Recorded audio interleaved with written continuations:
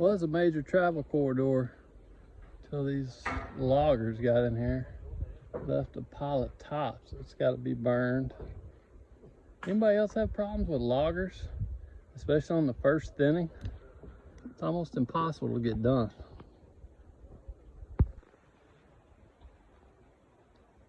It's pretty thick, but the loggers are slowly making progress. It's been raining. They haven't been able to get back in here. I'm about ready for them to. It's drying up. They better not knock down my new Millennium buckhut.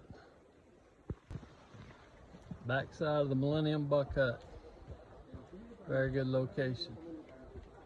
A lot of deer walk right here on the right. Down in that bottom.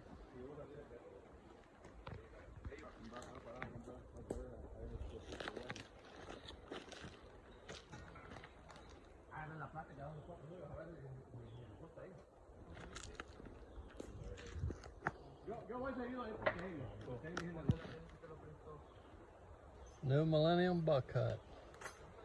New feed spot. It'll be a good spot.